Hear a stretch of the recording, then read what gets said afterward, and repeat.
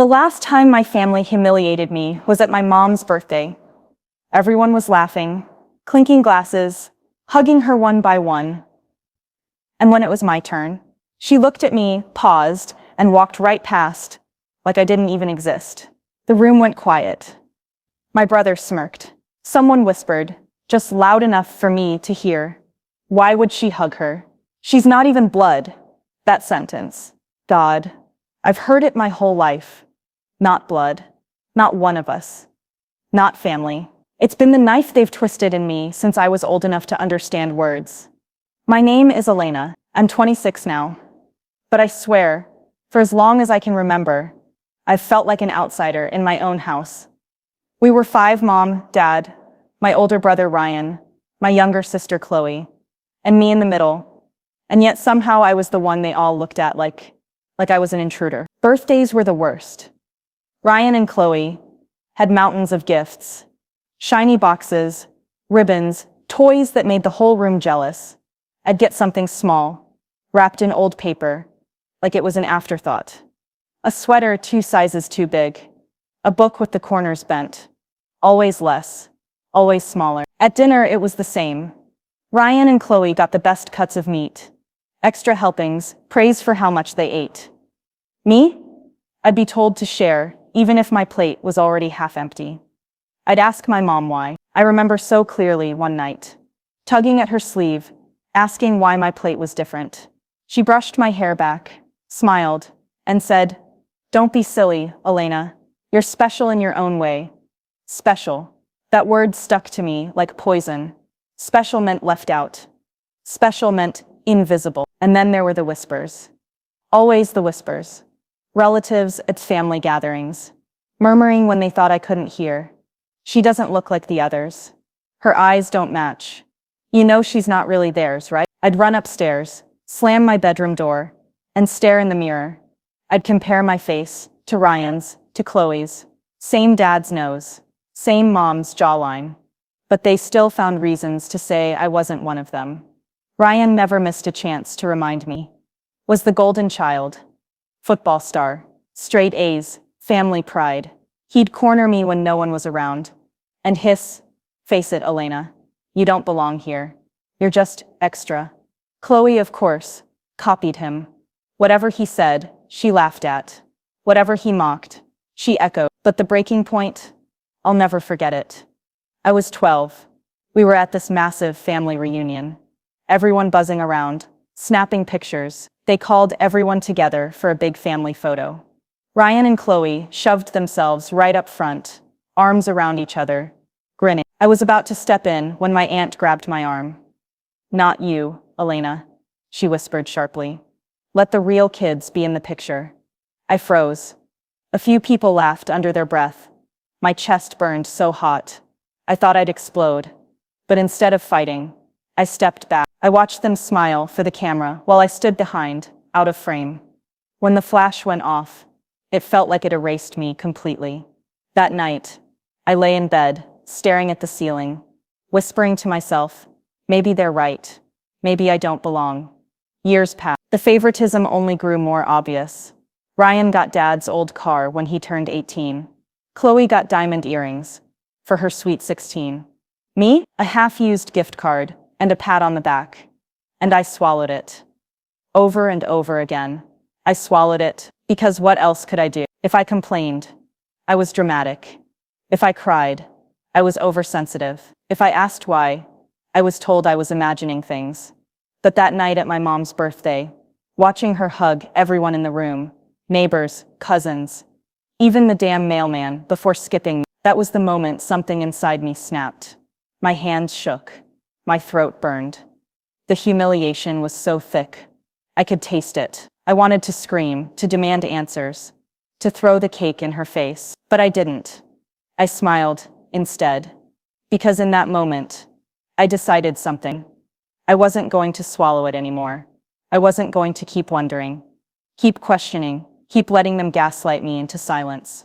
If they thought I wasn't blood, fine. I'd find out myself. So the very next morning, I ordered a DNA test, and when those results came back, what they revealed didn't just prove who I really was, it shattered everything my family thought they knew. I didn't tell anyone when I ordered the DNA kit. I couldn't. If my family knew, they'd mock me, twist it into another joke. Or worse, find a way to sabotage it. So when the package arrived in the mail 3 days later, I hid it under my bed like it was contraband. That night, when everyone was asleep, I sat on the floor with the kit spread out in front of me. My hands shook as I swabbed the inside of my cheek, sealed the little vial, and shoved it back into the prepaid envelope. It felt ridiculous, like some desperate move only a paranoid person would make. And maybe I was paranoid. But when you've been told you don't belong your entire life, paranoia starts to feel like survival. Dropping that envelope into the mailbox felt like throwing a grenade. Then came the wait, 2 weeks. 14 endless days. Every morning, I woke up and checked my email before I even brushed my teeth. Every night, I lay in bed staring at the ceiling, replaying every cruel word, every smirk, every whisper. If I was really not blood, what then? Did that mean I was adopted? Was I some mistake? A secret my parents never meant to keep? And if I was blood, if the test proved it, then why the hell had my family spent my whole life treating me like garbage? The not knowing was killing me. Of course, life didn't pause just because I was waiting. My family had plenty of opportunities to remind me where I stood. Like the night Ryan brought his new girlfriend home. She was gorgeous. Long dark hair, perfect smile, the kind of girl who looked like she belonged in glossy magazines. Mom and Dad rolled out the red carpet for her. Fancy dinner, dessert, endless compliments. At one point, she turned to me and said, "So which one of you is the middle child?" I opened my mouth to answer, but Ryan cut me off. He threw an arm around Chloe and said, "It's basically just us. Elena's kind of the odd one out." The whole table laughed, even my mom. I felt my face burn hot, my fork shaking in my hand. I wanted to shout, "I'm your daughter too," but the words stuck in my throat because I wasn't sure anymore. Another night, Dad was going through some old family albums in the living room. Chloe was sitting on the couch with him, giggling at baby pictures. I walked in, curious, and asked if I could see too. He hesitated, then closed the book. "Not much of you in here," he muttered. "You didn't like taking pictures as a kid." That was a lie. I loved pictures. I'd begged to be included. I'd waved from the sidelines, hoping someone would pull me in. But every photo was Ryan's winning smile, Chloe's birthday cakes, Mom and Dad, beaming with pride. Me, a blurry figure in the background. Each night, I lay awake, the DNA test looming in my mind. I replayed memories like a detective searching for evidence. The time Mom forgot to pick me up from school. Was that just an accident? Or did she really forget because I wasn't hers? The way Dad always introduced Ryan as my son, with such pride. But when he introduced me, it was just, "This is Elena." No title, no claim. By day 12, I was spiraling. What if the results came back and confirmed it, that I really wasn't blood? Would they throw me out? Would they finally admit the truth they'd been hinting at all along? Day 13, I was eating breakfast alone. When Chloe waltzed in, she sat down, perfectly dressed as always, and smirked at my old t-shirt. "You know," she said, swirling her spoon in her cereal, "it's kind of funny. You don't look like Mom, or Dad, or Ryan." "Not really. Maybe you were switched at birth." She laughed like it was a joke, but her eyes were sharp. Cruel. I didn't answer. I just clenched my jaw and thought, "We'll see. Soon, we'll see." Day 14. My heart nearly jumped out of my chest when I saw the notification in my inbox. "Your results are ready." My hands shook as I clicked the link, my eyes scanning the screen. And in that moment, the air left my lungs, my chest tightened, because the truth staring back at me was not what I or anyone had expected. I stared at the screen, my heart pounding so loud I could barely hear anything else. The DNA test results were right there in front of me. Every percentage, every chart, every comparison. My hands were slick with sweat. And the first thing I saw, I was theirs. Not just a little bit, not some distant cousin, not half related. I was a direct biological child of both my mother and father. My DNA matched theirs perfectly. There was no question, I was blood. I sat frozen, staring at the words. A strange mix of emotions flooded me. Relief, anger, vindication, confusion. For 26 years, they made me feel like an outsider. For 26 years, they whispered, mocked, excluded. And now, cold, hard science said otherwise. I was theirs. But then, something else caught my eye. There was a section I hadn't noticed before. A relative match section that listed close family members. Ryan, Chloe, other cousins. At first, it looked normal, but as I scrolled, my stomach twisted. Ryan, half match. Not full sibling. Chloe, half match. Wait. I blinked, reading the screen again, my chest tightening with every word. According to the test, I wasn't the odd one out. Ryan and Chloe were. My so-called perfect siblings, the golden children who had spent their whole lives lording over me, weren't even fully blood-related. And I was. I laughed. It was small at first, just a puff of disbelief. Then it grew, spilling out of me in shaky, hysterical bursts. The irony was too much. The ones who tormented me, who told me I didn't belong, who shoved me out of family photos and mocked me as the outsider, were the ones who weren't fully part of this family after all. For the first time in my life, I didn't feel powerless. But here's the thing. I didn't tell anyone right away. Oh no. I held that secret close, like a loaded weapon. Because if there's one thing I'd learned growing up in that house, it's that timing is everything. So I played along. The next few days were almost unbearable. Ryan teased me about borrowing Dad's car, bragging about how he'd inherited the right genes to be Dad's favorite. Chloe showed off the necklace Mom had just given her because she's the daughter who looks most like her. Every word was another matchstick thrown on the fire inside me. But instead of snapping back, I smiled. I let them dig their graves deeper. I let them say the words I knew would taste like ash later. Then came Sunday dinner. The whole family was there. Mom, Dad, Ryan, Chloe, a couple of aunts and uncles. The table was full of roasted chicken, mashed potatoes, steaming rolls. Everyone was in high spirits. Everyone but me. I sat quietly, pushing food around my plate, waiting. Finally, Ryan smirked across the table. Why so quiet, Elena? Feeling left out again? Don't worry. It's not your fault you don't really fit in. Chloe giggled. Mom shot me a look like she agreed. Dad didn't even glance my way. And that was it. That was the moment. I set down my fork, folded my hands on the table, and smiled sweetly. Actually, I said, my voice steady, I got a DNA test. The entire room went still. Ryan's smirk faltered. Chloe's fork froze halfway to her mouth. Mom blinked. A DNA test? She repeated. I nodded. Yeah. You know, since everyone's always said I wasn't really blood, I figured I'd find out once and for all. The tension was electric. I could almost taste it in the air. Ryan scoffed. And what did it say? That you're adopted? That you were switched at birth? He leaned back, smirking again. We've all known it for years. I let the silence stretch, my heart thundering in my chest. Then I said, very clearly, it said I am 100% your daughter. Biologically, Mom's and Dad's. No doubt. You could have heard a pin drop. Mom's face went pale. Dad's hand froze on his glass of wine. Ryan blinked rapidly, like he couldn't process it. Chloe's mouth opened, then shut. I leaned forward. So, I'm blood. I've always been blood. Every cruel thing you all said, every time you pushed me aside, every whisper, it was a lie. No one spoke. I felt the power shifting, the weight sliding off my shoulders and landing squarely on theirs. But I wasn't finished. Because then I said, oh, and there's something else. Ryan frowned. What? I let my smile widen just a little.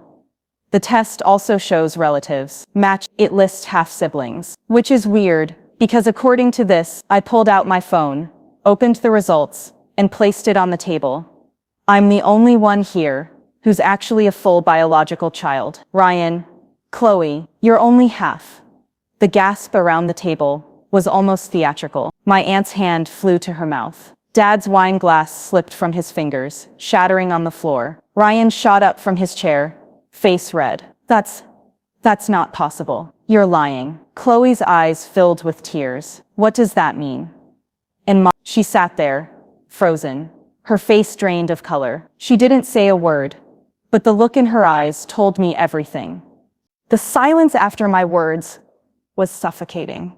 My phone sat in the middle of the table, the DNA results glowing like a spotlight. Everyone stared at it, but no one dared to touch it. Ryan's face was crimson. This is a joke. Some online scam. Anyone could fake this. He looked at Dad, desperate. Tell her she's lying. But Dad didn't say anything. His jaw was tight, his hand trembling against the table. I tilted my head. Funny, because if it's a scam, why would it say I'm the full-blood child? Why wouldn't it say I'm the outsider? Like you've all been so eager to believe. Chloe shook her head, tears pooling in her eyes. No, this isn't real. It can't be. She looked at Mom. Right? Mom? All eyes turned to her, and for the first time in my life, I saw my mother look small, not powerful, not dismissive, not in control. Her hands were clenched in her lap, her lips pressed tight, her eyes darting everywhere but at us. Mom? Ryan barked, his voice cracking. Say something. She swallowed hard, her face pale. This isn't the time. The hell it isn't. Dad's voice exploded across the table, making everyone jump. He slammed his hand down so hard the dishes rattled. His face was red, his eyes blazing. Tell them the truth, Maria. The room spun. My chest tightened. The truth. Ryan looked back and forth between them, his smirk gone, replaced with something I'd never seen before. Fear. What truth? Mom's voice was barely a whisper. I can't. Dad's chair screeched against the floor as he stood. You will. He jabbed a finger toward Ryan and Chloe, his voice shaking with fury. They deserve to know. We all do. Chloe clutched her napkin, her face wet with tears.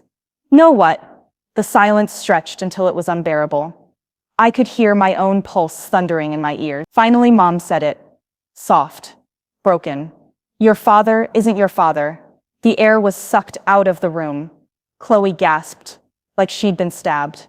Ryan shoved his chair back violently, his eyes wide with rage. What the hell are you talking about? Mom's shoulders shook. I made mistakes. A long time ago. Before either of you were born. Her voice cracked. I had an affair. It felt like the ceiling collapsed. Ryan's fists slammed on the table. You've got to be kidding me. You let us grow up thinking he was our dad. Our real dad. While treating Elena like trash. His voice was wild. Furious. And she's the only one who's actually his kid. Dad's face twisted with pain, his hands gripping the back of his chair so tight his knuckles were white. I knew, he spat. I've known. I just didn't want to believe it. Chloe sobbed, covering her face. All this time we thought Elena wasn't part of us. Her voice broke, shaking. But we're the ones who.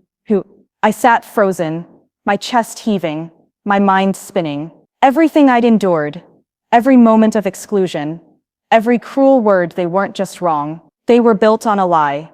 And now the truth was bleeding out, right in front of them. Ryan turned on me suddenly, his eyes burning with hatred. This is your fault, he shouted. You had to go digging. You had to stir this all up. I laughed, sharp and bitter. My fault? You tormented me my whole life, Ryan. You told me I wasn't blood, that I didn't belong. And now look, turns out you're the fraud. He lunged toward me, but Dad stepped in, grabbing his arm.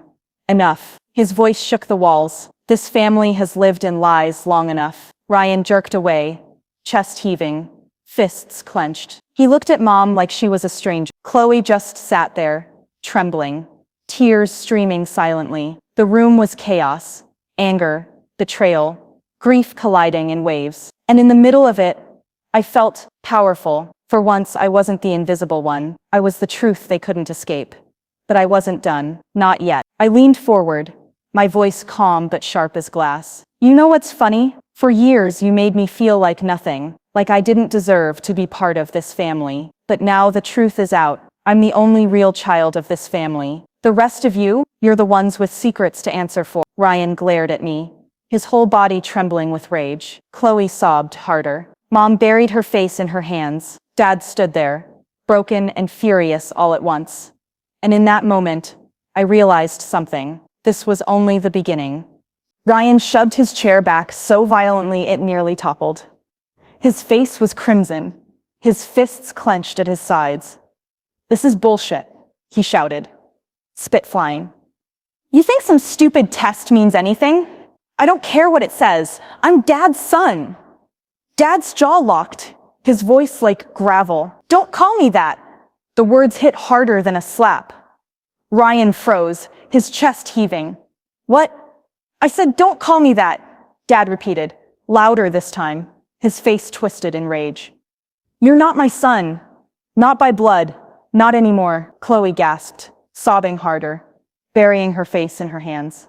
Mom reached out toward her, but Chloe jerked away like her touch burned. "Stop!" Ryan's voice cracked, breaking through the chaos. He turned to Mom, his eyes wild. "Tell him he's wrong. Tell him I'm his. Tell me." Mom's lips trembled, her face pale, her voice barely audible. "Ryan, Chloe, I'm so sorry. I should have told you sooner. I should have. You lied to us?" Chloe's voice was shrill, raw. She turned to Dad. "And you knew?" Dad's eyes were bloodshot, his whole body shaking with fury. "I suspected, and I asked, and she denied it. For years, I stayed for the family, for appearances. But now," he slammed his fist on the table, making the plates rattle. "Now it's all out." Ryan's chest heaved like he was about to explode. He grabbed a glass from the table and hurled it against the wall, where it shattered into 1,000 shards. Everyone flinched. I sat there, watching the storm I had unleashed, my heart pounding, but my face calm. For once, I wasn't the one being humiliated at this table. I wasn't the one left out, whispered about, mocked. No, this time I was the one with the truth. And it was tearing them apart.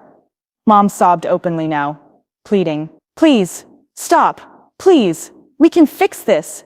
We can fix this." Dad snarled, cutting her off. "How do you fix 20 years of lies, Maria? How do you fix a marriage built on betrayal?" His voice cracked, but the fury never left his eyes. "We're done. Do you hear me? Done." The words hung in the air like smoke. Chloe whimpered. Ryan punched the wall, and Mom crumbled in her chair, shaking with sobs. I leaned back slowly, my fork untouched, my voice calm and deliberate. "Funny," I said, "all my life. You told me I wasn't blood, that I wasn't really one of you. And now, I let my eyes sweep over them, savoring the silence. Turns out I was the only one who truly belonged here all along." Ryan's head snapped toward me, his eyes blazing with pure hatred. "Shut up," he roared. But I didn't. I smiled. Because in that moment, I knew something deep in my bones. This was only the beginning. They had humiliated me my entire life, excluded me, treated me like trash. But now I had the power, and I was going to use it. Not just with words. I was going to strip them of everything they held dear. The image, the inheritance, the family name, the respect. Piece by piece, I was going to make them feel exactly what I felt. Powerless, invisible, broken. This wasn't revenge anymore. This was justice. The house didn't feel like a home anymore. After that dinner, the silence was suffocating. No laughter, no chatter, not even the fake politeness that used to coat the air. Just the echo of broken glass and words that couldn't be unsaid. Ryan stomped around like a caged animal, slamming doors and muttering curses under his breath. More than once, I heard him screaming into the phone at his friends, trying to twist the story so he didn't look like the fool. Chloe hardly left her room, crying so loud at night it seeped through the walls.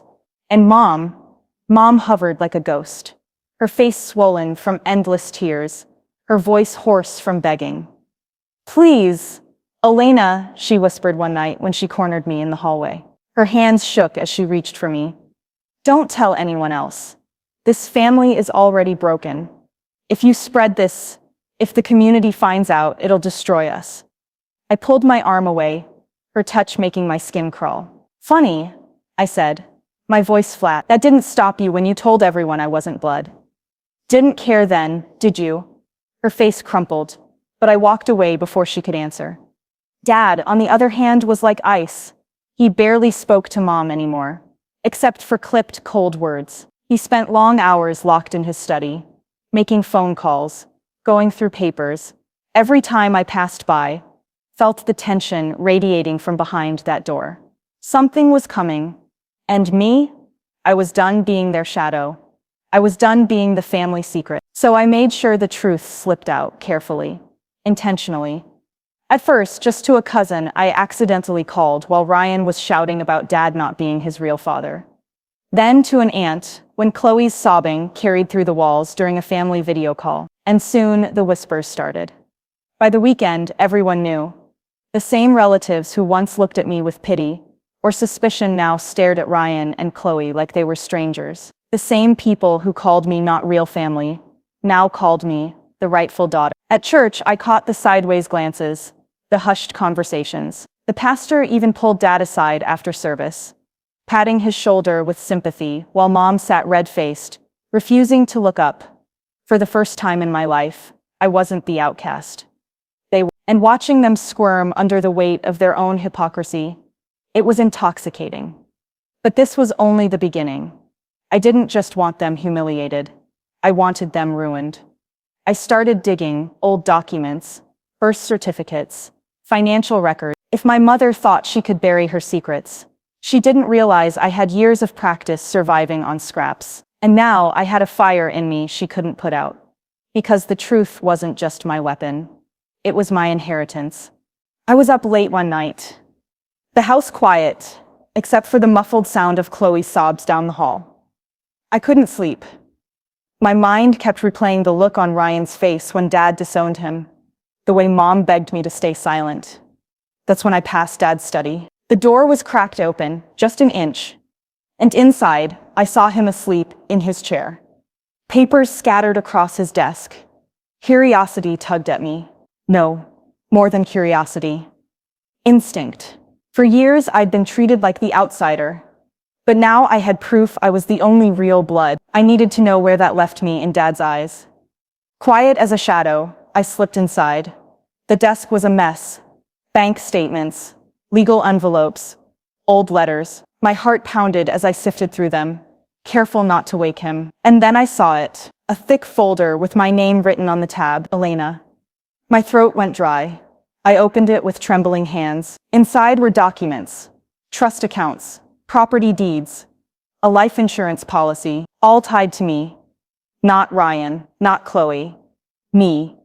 There was even a letter, handwritten in Dad's sharp, deliberate script. If you're reading this, Elena, then the truth has come to light. You were always mine, my only blood.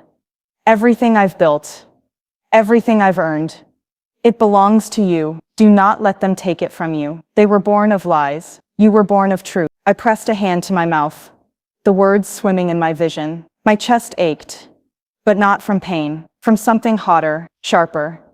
Vindication. For years, they'd sneered that I didn't belong, that I wasn't family, that I was nothing. And yet, in black and white, here it was, proof that I was the true heir, proof that Dad trusted me, even if he hadn't said it out loud. I slid the papers back, tucking the letter into my sleeve before slipping out of the room. My hands were still shaking when I closed the door behind me, because now I wasn't just fighting for respect. I was holding their future in my hands. Ryan's smug inheritance, gone. Chloe's safety net, gone. Mom's control, finished. They thought a DNA test was the end of it. But this was the weapon that would destroy them, and I was going to use it. I slipped Dad's folder into my coat and left the house like nothing had happened. In daylight, everything felt too quiet. Chloe's sobs, Ryan's slammed doors, like a storm had passed through and left the house hollow. I should have been triumphant, but instead I felt clear. This wasn't about gloating. It was ledger clearing. I went back at night, photographed every page, backed it up to a burner cloud, and then nudged the family's gossip network. A single cryptic text to a cousin. Remember Dad's letter about Elena set the rumor mill running. Neighbors, church members, relatives, the whisper spread. Ryan lashed out publicly. Chloe posted performative family photos. Mom begged me to stop. The documents proved what Dad had written. His assets and plans named me as his true heir. That changed everything. I met a lawyer, told her to start quietly, negotiate first, then go public if they refused. I wasn't interested in petty humiliation. I wanted the foundations removed. Inheritance, image, control. I leaked a redacted line of Dad's letter to relatives. Everything I've built belongs to you. It spread like wildfire. People came to the house, eyes full of gossip. Ryan threatened lawsuits. Chloe begged. Dad stayed silent. I felt no remorse, only resolve. This is where the game starts. I'd already taken the first steps. Now I'd move deliberately. Surgical, not savage. The next moves would either let them save face or strip them bare. I was ready. The meeting with Dad's business partner confirmed everything. The money trail was real, and the only thing keeping Ryan and Chloe afloat was Mom's manipulation. The partner admitted quietly, "Your father set things aside for you. We just looked the other way." That was all I needed. With my lawyer Marianne's help, we filed to freeze the accounts, subpoenaed the transfers, and made the documents official. No more rumors. This was public record. Overnight, the family's mask cracked. Neighbors stopped smiling at Ryan. Chloe vanished from social media. Mom cried to anyone who'd listen, but no one pitied her anymore. Ryan tried one last stunt, showing up at the house, raging that I'd ruined everything. But this time I wasn't scared. I stood there, calm, with copies of the court filings in my hand. "This was never yours to ruin," I told him. And for once, he had no comeback. The court hearing was short, almost anticlimactic. The judge reviewed the documents. Dad signed letter, the transfers, and ruled in my favor. Assets restored. My inheritance secured. Walking out of that courthouse, I felt something I hadn't in years. Weightless. Not because of the money, but because the truth had finally been spoken out loud, in a room where no one could deny it. Mom couldn't look me in the eye afterward. Ryan and Chloe avoided me like I was poison. Maybe I was, at least to the lies they'd lived on. And me? I didn't celebrate. I didn't gloat. I simply went home, shut the door, and let the silence settle. For the first time, the silence felt like mine. Dad's words stayed with me. Everything I've built belongs to you. Not just the money. The strength to take back what was stolen. The courage to stand up. The proof that blood is more than DNA. It's the fight you're willing to carry when no one else believes you. And I carried it. To the very end. Thank you for listening.